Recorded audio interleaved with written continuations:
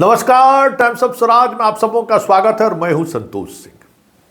और आज हम टाइम्स ऑफ स्वराज में बात बीपीएससी द्वारा चयनित उन तमाम युवा साथियों से करने जा रहे हैं जो पिछले 24 घंटे से जिस तरीके की प्रतिक्रिया वो व्यक्त कर रहे हैं या जिस अंदाज में प्रतिक्रिया व्यक्त कर रहे हैं।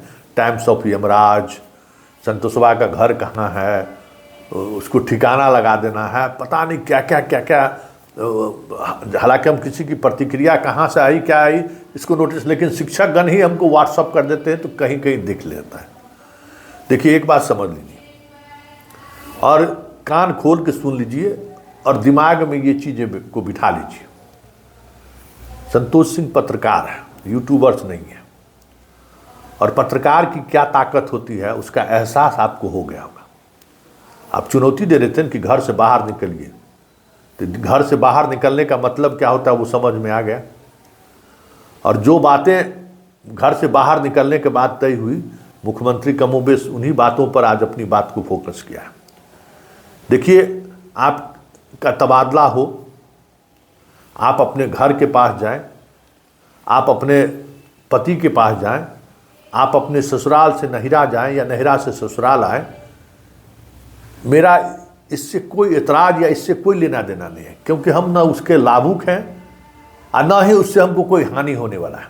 व्यक्तिगत रूप से तो हम टीचर हैं नहीं, हम तो पत्रकार हैं।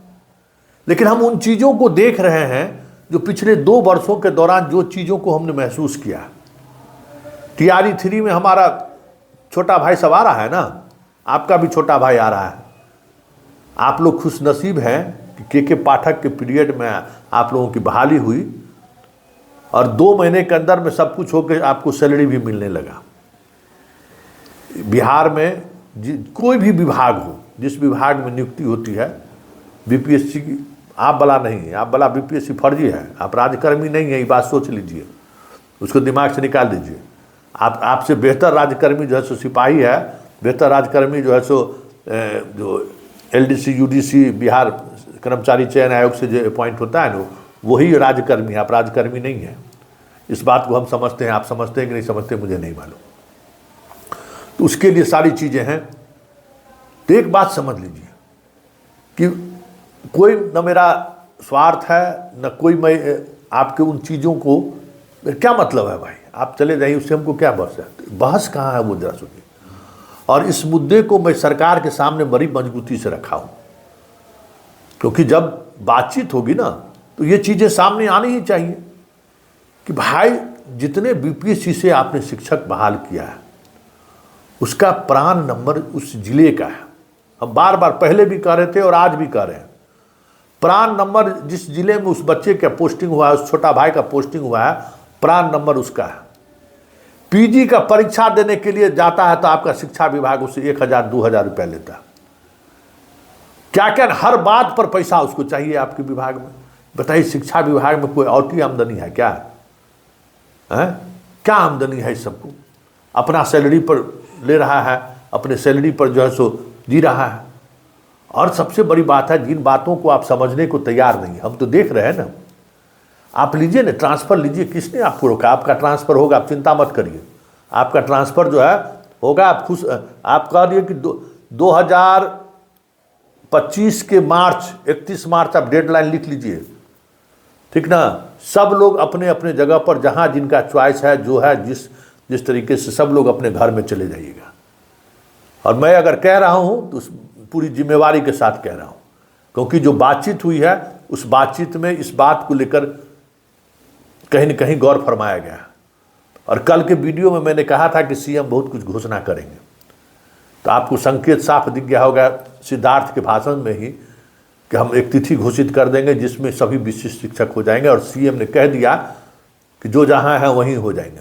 सुन लिए ना।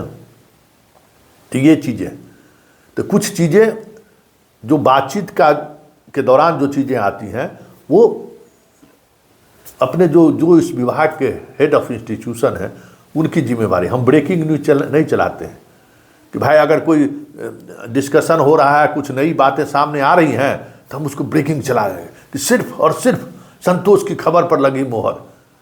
ये अब इस सब से बहुत बाहर निकल गए। समझ गए ना।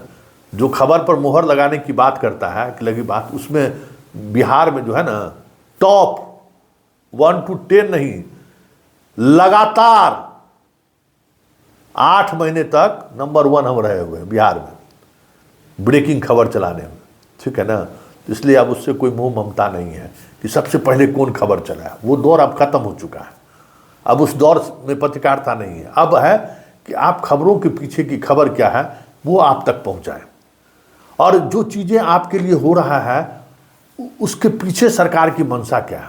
देखिए, एक बार बात कर रहे हैं, हमने यही शर्त रखा है कि जितने शिक्षक बहाल हुए हैं बीपीएससी से आप ट्रांसफ़र करिए, लेकिन उसका प्रोबेशन पीरियड ख़त्म कर दीजिए। एक नोटिफिकेशन जारी कीजिए कि प्रोबेशन पीरियड ख़त्म, ताकि इन बच्चों को जब दूसरे ये इसमें जाए तो फिर इसका डॉक्यूमेंट्स वेरिफिकेशन अभी तक आप नहीं किए हैं, और जब तक डॉक्यूमेंट्स वेरिफिकेशन होगा नहीं, सारे विद्यालय से सारे कागजात इसके सत्यापित नहीं होंगे, तब तक आप प्रोबेशन पीरियड इसका ख़त्म नहीं करिएगा।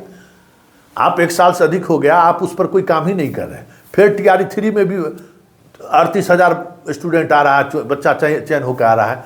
पहले से इतना बच्चा सब आपके पास है, किसी का डॉक्यूमेंट्स वेरिफिकेशन नहीं किए हैं। नए तरीके से हाई कोर्ट का लगातार जजमेंट आना शुरू हो गया है कि भाई किस किस कैटेगरी के बहाली में जो है सो चीज़ें गड़बड़ी हुई हैं, उस वजह से शिक्षकों को हटाया जा रहा है। अब जब कल मेरा यही सवाल था, देखो बीपीएससी वाले ज़रा गौर से सुनो, मेरा यही सवाल था कि जब बहाली जब अपॉइंटमेंट होने के लिए एक लड़की पहुंची यूपी की अरवल जिला में, पूरे बिहार में शिक्षा विभाग के पदाधिकारी उसका ज्वाइनिंग ले लिया जो रिजर्वेशन का लाभ लिया था। अरवल का शिक्षा पदाधिकारी ज्वाइनिंग नहीं लिया, कहा कि नहीं ये नियम नहीं है भाई, रिजर्वेशन का लाभ सिर्फ और सिर्फ बिहार के छात्र को मिल सकता है। उस निर्णय के खिलाफ बताओ पूरे बिहार में कहीं से कोई किसी शिक्षा पदाधिकारी ने आवाज नहीं उठाई।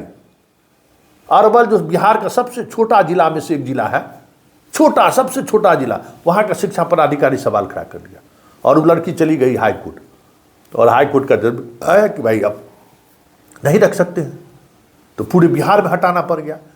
तो इस तरीके की दर्जनों गड़बड़ी शिक्षा विभाग के अधिकारियों के स्तर पर किया गया। और एक बात समझ लीजिए कि पहले वाली स्थिति नहीं है। ई शिक्षा कोष पर जितने डॉक्यूमेंट्स आपको जिस स्तर पर आपसे विभाग मंगा लिया है, अब आप डॉक्यूमेंट फोल्डर आपका चोरी नहीं हो सकता। जैसे सक्षमता वाले परीक्षा में जो फंसे हुए लोग हैं, 70,000 फोल्डर गायब है। हाईकोर्ट के आदेश पर भी हो रहा है तो कुछ समझ में नहीं आ रहा है। समस्तीपुर में खबर हम चलाए, खबर को एक्सपोज किए, पकड़ा इसलिए न गया कि कंप्यूटर पर सारी डाटा मौजूद था, जांच कमेटी को समय नहीं लगा खोजने में, तब आपका सब डाटा कंप्यूटर पर है। इसलिए आप तमाम चीज़ों को चरण आप ये मांग कीजिए, आप लोग मांग कीजिए, आप अपना संगठन बनाइए कि जितनी जल्दी हो सके हम लोगों का डॉक्यूमेंट्स वेरिफिकेशन हो जाए, जितने जल्दी हो सके हम लोगों का जो प्रोबेशन पीरियड है उससे हम लोगों को बाहर लाया जाए। इस प्रोबेशन पीरियड 1 ही साल होता है ना, क्यों 2 साल आपका प्रोबेशन पीरियड क्या कि डॉक्यूमेंट्स वेरिफिकेशन अभी तक नहीं हुआ है, और नई नई चीज़ें सामने आ रही हैं। अब TRE 2 में परीक्षा में जिस तरीके की बातें सामने हैं, कल शिक्षा मंत्री को कहना पड़ा ना कि अगर अनुसंधान में ये बातें आई हैं तो जांच तो होगी, और कोई नहीं रोक सकता है उस जांच को, और जांच होगा तो आप समझ लीजिए कि परेशानी जो, देखिए एक बात समझ लीजिए, जो सॉल्वर गैंग के माध्यम से बहाल हुआ है ना, वो हमेशा तलहट्टी पर रहेगा सिस्टम का, क्योंकि पैसा दे के आया है ना, सिस्टम को पता है कि किसको किसको पैसा दे के बहाल किए, तो हमेशा उसका दुलारा रहेगा और आंख में रहता है कि अरे हम ही बहाल किए हैं। आप कह रहे थे ना, हम बार बार कह रहे थे कि जो ऑप्शन दे रहा है ना, उस ऑप्शन में भले आप अपने जिला के पास पहुंचना बहुत दूर है तो 10% ऐसे शिक्षक हैं जो जिला या वहाँ पहुँच जाए। पति पत्नी के ऑप्शन में भी बीपीएससी वाले को कितना परेशानी हो रहा था वो देखिए। आप उसको अध्ययन उसका नहीं किया, वो अध्ययन जरूरी था। और अभी भी हम आपको कहते हैं कि आप अपने घर पे पहुंचिएगा। याद रखिए, हम कह रहे हैं कि संतोष सिंह कह रहे हैं 31 मार्च 2025, 31 मार्च 2025 से पहले तमाम शिक्षिका और शिक्षक भी जो जाना चाहते हैं वो अपने जगह पर चले जाएंगे। आप ये एक पत्रकार जिम्मेवारी के साथ बोल रहा है, ये जिम्मेवारी के साथ बोल रहा है। कोई हम लोग तो डिसीजन मेकर तो नहीं है, लेकिन जो बातचीत हुई है, जो संभावनाएं दिख रही हैं, आप लोग हतोत्साहित मत होइए। आप आरोप प्रत्यारोप के चक्कर में मत रहिए कि कौन हमारा रोक दिया, कौन हमारा ये कर दिया। कोई आपको रोका नहीं है, कोई आपको आपकी उस ट्रांसफ़र पॉलिसी के खिलाफ कोई नहीं है। एकदम आप जाइए, क्योंकि शिक्षक की नौकरी है ना भाई। आप BDO CO नहीं है ना, बार बार कहते हैं ना कि आपका ट्रांसफ़र होगा तो आपका सामान जो है सो कर्मचारी पहुंचा देगा आपकी जगह पर जहां गए हैं, या आपको कोई परेशानी होगी तो पूरा सिस्टम आपके सामने आपके लिए मदद हो जाएगा। जितना बच्चे सबको परेशानी हो रहा है, कौन देखने वाला है? आवाज़ हम उठाते हैं ना, किसी महिला शिक्षक के साथ कुछ प्रॉब्लम हुआ तुरंत हम आवाज़ उठाते हैं, भाई फाइट इट। तो वो सारी चीज़ें हम आपके साथ खड़े हैं पत्रकार के रूप में। आपके साथ कहीं भी जुल्म होगा, संतोष सिंह सबसे पहले खड़ा रहे, ये बात समझ लीजिए। हम डरने वाले नहीं हैं, झुकने वाले नहीं हैं, खड़े रहेंगे आपके लिए, क्योंकि सत्य के साथ हम हमेशा खड़ा रहते हैं। तो उस सत्य से आप भी सरोकार करिए कि मेरा मनसा कभी भी नहीं रहता है कि शिक्षकों को कुछ BPSC हो या कोई भी शिक्षक हो। हम तो आए थे मास्टरवा सबको भगाने के लिए ना, और उसी भगाने के चक्कर में जो है आप लोगों का दुख दर्द भी सुने, दुख दर्द महसूस भी हुआ। तो BPSC वाले आप निश्चिंत रहिए, आप अपने घर में जाइएगा। कोई इस बात को नहीं है और कि भाई बहुत खुश होंगे, संतोषवा बड़ा खुश होगा। कोई संतोषवा खुश होने, क्या खुशी बना कर हमको क्या करना है? आप ही यही बताइए ना, आपसे हमारा खुशी होने का मतलब क्या है? क्यों खुशी होंगे भाई? कोई आप हमको चुनाव लड़ने वाला पत्रकार है क्या कि अब चुनाव लड़ना है, हमको BPSC टीचर को टारगेट लेना है और नियोजित वाले से वोट लेना है? ऐसा भी नहीं है। क्या मतलब है मेरा था कि सब शिक्षक एक हैं, एक दूसरे का आलोचना मत करिए, एक दूसरे को नीचा मत दिखाइए। सब शिक्षक भाई एक हैं और एक बनकर रहिए, तब आप सिस्टम और सरकार से मजबूती से लड़ सकते हैं। नहीं तो फिर बहुत मुश्किल है। सिस्टम में बैठे हुए लोग कभी भी आपका बेहतरी हो ये नहीं सोचता है, ये बात समझ लीजिए। ये ट्रांसफ़र नीति भी कुछ खास लोगों को ऑबलाइज करने के लिए, कुछ खास ऐसे लोग जो रडार पर है, अभी भी 30,000, आप समझ जाइए BPSC शिक्षक, गौर से सुनिएगा कि लगभग 28,900 ऐसे शिक्षक हैं जिनका थंब इम्प्रेशन का जांच अभी भी नहीं हुआ है। बस उसी को ये लाभ मिलने वाला था, आपको लॉलीपॉप दिखाया जा रहा था। इस बात को समझिए। और अब जो बात हो रही है, सब लोगों को समान मौका मिलेगा, और ये जो लाल फीताशाही है वो लाल फीताशाही नहीं चलेगी। इस तबादले नीति में लाल फीताशाही चलने वाली थी। आप जरा देखिए, एक बात समझो बाबू, किसी भी नीति का जो है ना क्रॉनिकली उसका इम्प्लीमेंटेशन होता है। मतलब एक number 1, number 2, number 3, number 4, number 5, number 6, number 7, तुम कहाँ पर थे? तुमको सबसे पहले प्रायोरिटी किसको मिलता? दिव्यांग, अशक्त बीमार वाले को। उससे जब बाहर निकलते तब ना दूसरा और तीसरा चौथा चॉइस पर आप पहुंचते। पहले चॉइस में अगर आपका स्कूल भर गया, आपका पंचायत भर गया, तो कहाँ जाइएगा आप? जरा सोचिए। पति पत्नी का चॉइस 6ठा 7वां नंबर पर था, इसलिए वहां पहुंचने का तो सवाल ही नहीं था। और उसके बाद इस पॉलिसी में जो सबसे बड़ी बात जो है, देखिए इस खेल को समझिए। आप लोग नहीं समझ क्या दिया था? 10, 10, 30, 30, 30, मतलब 10, मतलब अगर 10 शिक्षक हैं किसी स्कूल में तो एक शिक्षक नियमित, 3 शिक्षक शिक्षा मित्र, 3 शिक्षक विशिष्ट, 3 शिक्षक BPSC। आप उसमें भी 70% से ज़्यादा महिला किसी स्कूल में नहीं रहेंगी। तो आप समझ जाइए, आपको भी इस तरीके से कैटेगरी वाइज कर दिया था कि कोई महिला बामुश्किल प्रखंड में भी किसी स्कूल में अगर पोस्टिंग आपकी हो जाती तो बहुत बड़ी बात होती, क्योंकि अधिकांश शिक्षक को जो जिसकी भी बहाली हुई, सब लोग गांव में हैं, सब बहाली गांव में हुआ है। कैसे हम कहें ना कि ये काम इन लोगों से होने वाला नहीं है। देखिए अभी भी सर्वर में जो लोग अपने पंचायत खोज रहे थे, किसी को अपना पंचायत मिल ही नहीं रहा है। इस बात को समझिए।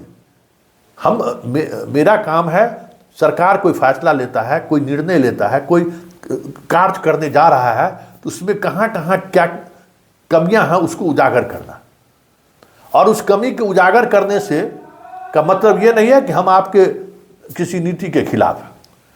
हम सिर्फ कमियां उजागर कर रहे थे और उस कमी उजागर करने की वजह से तबादला थोड़े दिनों के लिए टल गया है, लेकिन तबादला होगा चलते चलते। डेडलाइन याद रखिएगा 31 मार्च 2025। उससे पहले सारे शिक्षक अपने अपने मनपसंद जगह पर रहिएगा और उसके बाद हम आपके स्कूल में आएंगे आपसे मिठाई खाने के लिए। बाय।